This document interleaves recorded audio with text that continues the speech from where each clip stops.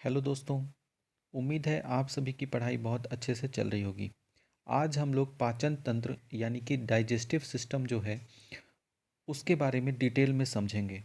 Digestion का क्रिया हमारे शरीर में किस प्रकार से होती है, खाना खाने के बाद वो खाना कहाँ कहाँ जाता है, इसके अतिरिक्त हमारे शरीर में जो पाचन तंत्र है, जो डाइजेस्टिव सिस्टम है, वो किस प्रकार से काम करता है, कौन कौन से ऑर्गन्स, कौन कौन से बॉडी पार्ट्स उसमें भाग लेते हैं, ये सभी चीज़ें डिटेल में आप इस वीडियो में समझ जाएंगे।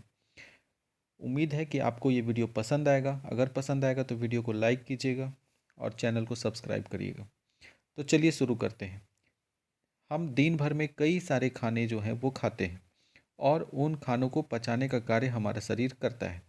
तो सबसे पहले ये हमारा शरीर जो है पचाता जो है उसे हम डाइजेशन कहते हैं, यानी पाचन कहते हैं। और इसके लिए जो भी ऑर्गन पार्ट्स मिलकर काम कर रहे हैं उसे हम लोग पाचन तंत्र यानी डाइजेस्टिव सिस्टम कहते हैं। अब इस पाचन तंत्र के अंतर्गत कौन कौन से भाग शरीर में काम, मतलब कौन कौन से भाग जो हैं वो सम्मिलित हैं। तो ये कौन कौन से हैं, तो सबसे पहला हो जाता है हमारा मुंह, जिसे हम लोग बकल कैविटी कहते हैं। उसे हम लोग मुख गुहा के नाम से हिंदी में जानते हैं और इंग्लिश में उसे बकल कैविटी कहा जाता है। दूसरा आता है एसोफेगस। एसोफेगस जिसे हम लोग आहार नाल या ग्रास नली के नाम से भी जानते हैं, क्योंकि खाना जो है वो यहीं से सरक करके नीचे की ओर हमारे पेट में पहुंचता है। तीसरा जो है वो हमारा आता है अमाशय। अमाशय जिसे हम लोग पेट या फिर स्टमक के नाम से भी जानते हैं। तो तीसरा हो गया हमारा ये स्टमक, अमाशय, जो एक थैली के जैसा है, फूड को ये इसमें जमा रहता है। हम लोग अभी समझेंगे कि अमाशय से कौन कौन सा एंजाइम्स निकलता है जो भोजन को पचाने में भी हेल्प करता है। आगे चलते हैं तो इसमें अगला पार्ट जो होता है वो है हमारा आंत, यानी कि ये इंटेस्टाइन। इसमें हम लोग देख रहे हैं कि एक आंत यहाँ चारों तरफ बाउंड्री के जैसा है और एक अंदर में भी है।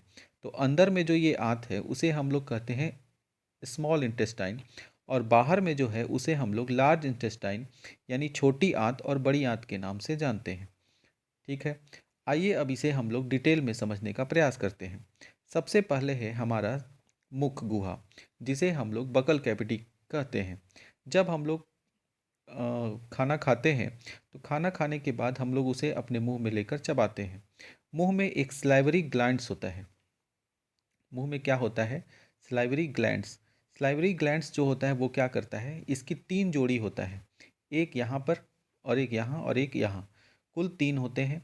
और जो तीन होते हैं स्लाइवरी ग्लैंड्स, ये सलाइवा नामक एक एंजाइम का स्राव करते हैं और ये हमारे शरीर में जो हम लोग भोजन कर रहे हैं उसमें मिक्स हो जा कर के भोजन को स्मूथ बना देता है।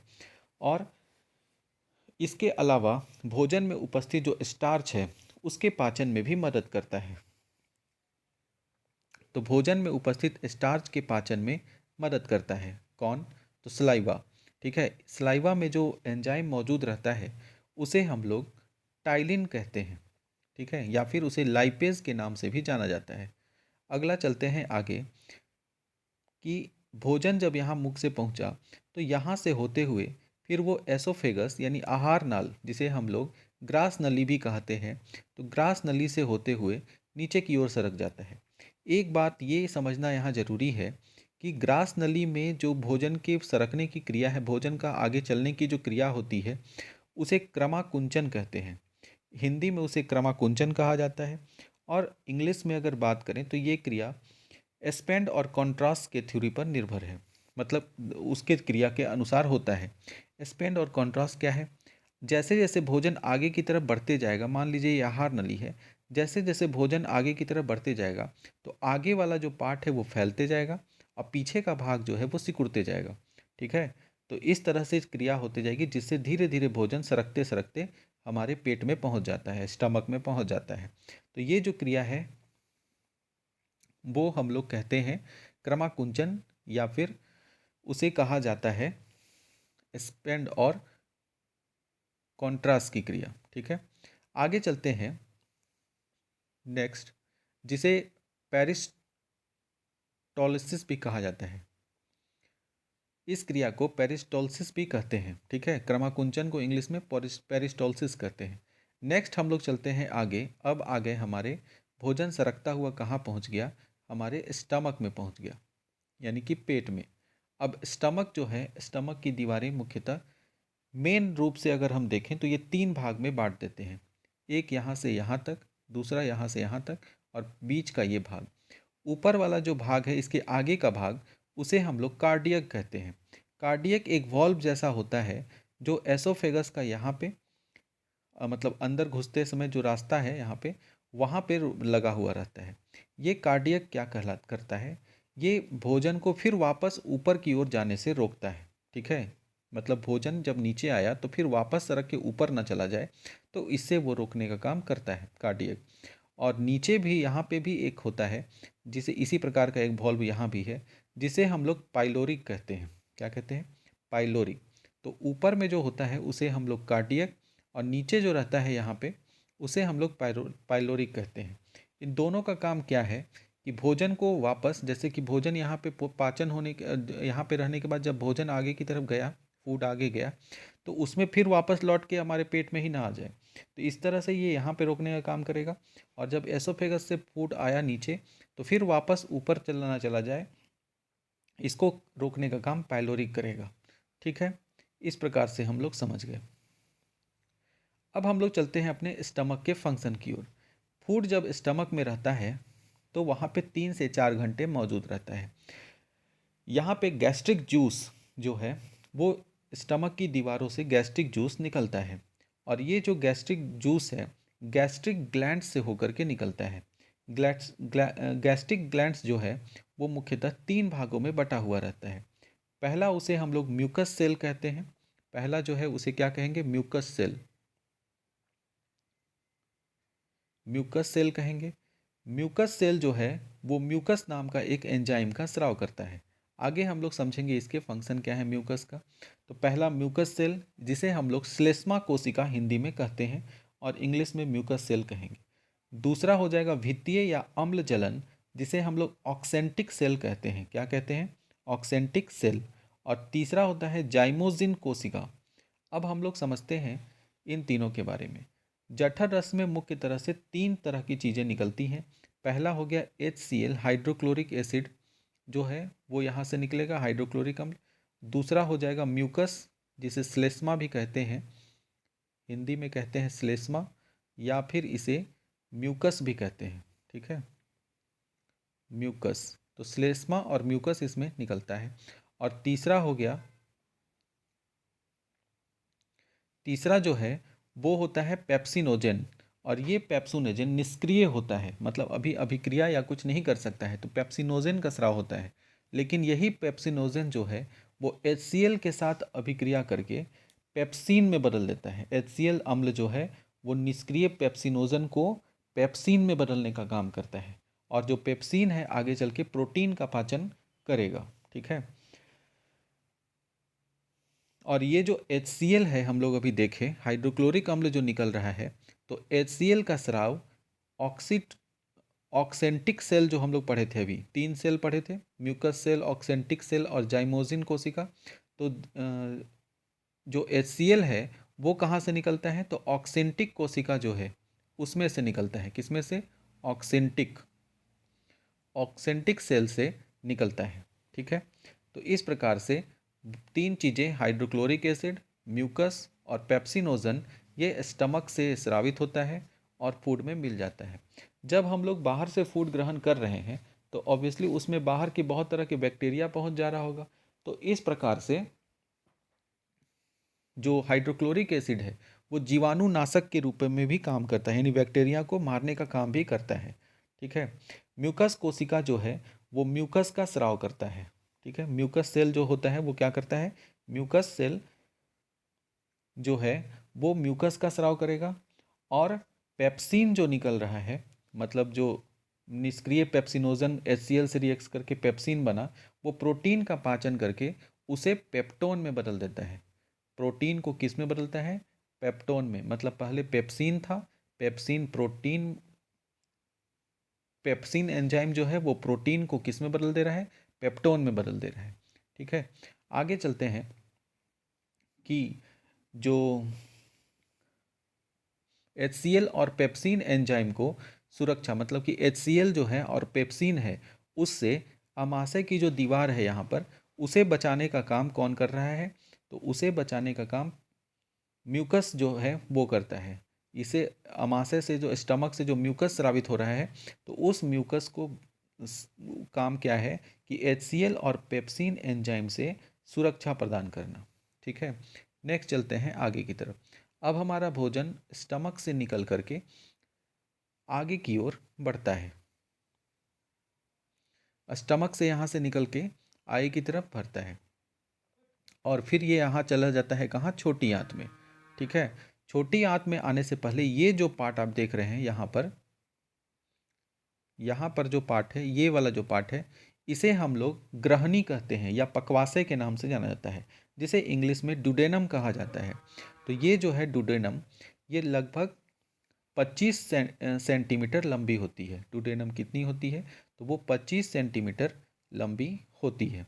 आइए इसे डिटेल में किसी फिगर में समझने का प्रयास करते हैं। यहाँ अगर हम देखें तो ये जो हमारा पार्ट है ऊपर में, ये एसोफेगस का पार्ट आया हुआ है और यहाँ पर इस प्रकार से जो लगा हुआ है, यही है कार्डियक। ठीक है, कार्डियक इंस्पिंस्टर। और कार्डियक और पाइलोरस के बीच आगे जब बढ़ेंगे तो ये पार्ट हमारा फंडूस कहलाएगा। ठीक है, और उसी प्रकार यहाँ अगर हम फूड जब आगे की तरफ जाएगा इधर, तो आगे वाला जो पार्ट अभी बताए थे वो डुडेनम कहलाएगा। क्या कहलाएगा? डुडेनम। और यहाँ पर जो लगा हुआ रहेगा, इस पार्ट को हम लोग पाइलोरिक कहते हैं। क्या कहते हैं? पाइलोरिक। नीचे का जो पार्ट है अमाशय के निचले पार्ट में पाइलोरिक, अमाशय के आगे वाले अग्र भाग में जो है आगे का पार्ट में वो मौजूद रहेगा कार्डियक। समझ गए? तो ये चीज़ आप अच्छे से समझ गए होंगे। फिर चलते हैं अपने अगले फिगर की तरफ।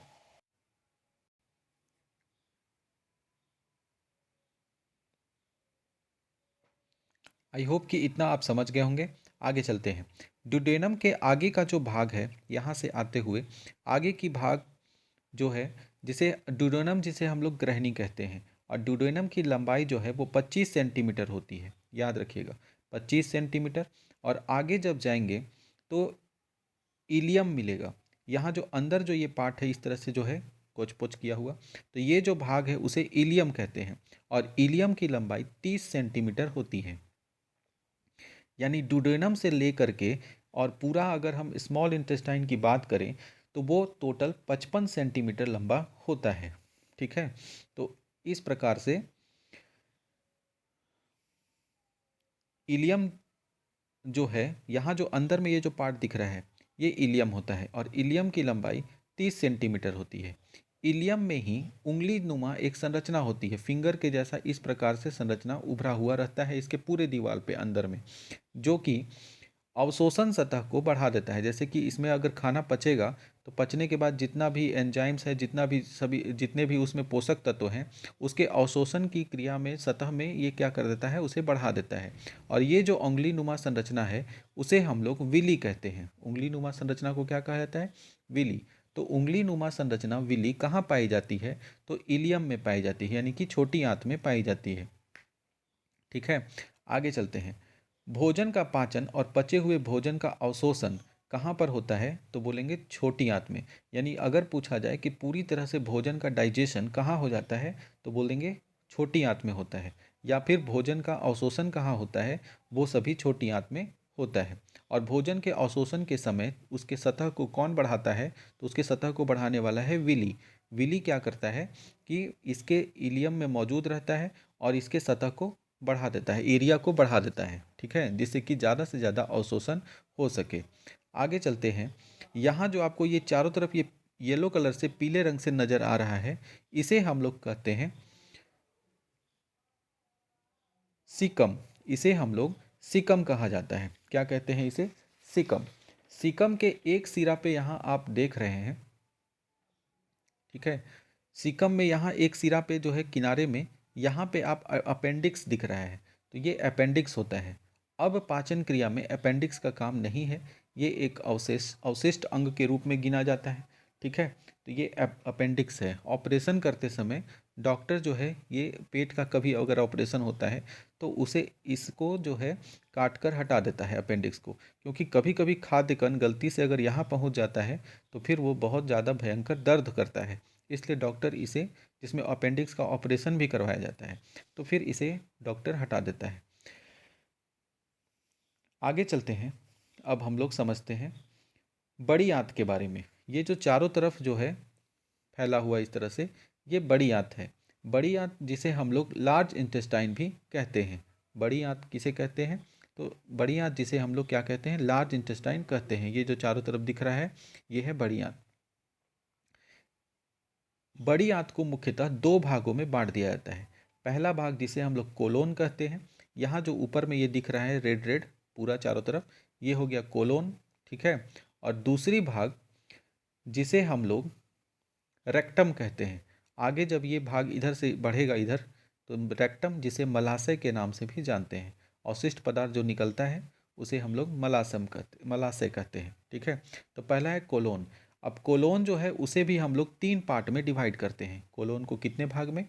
सबसे पहला हो जाएगा असेंडिंग कोलोन, जिसे ऊपरगामी कोलोन कहते हैं।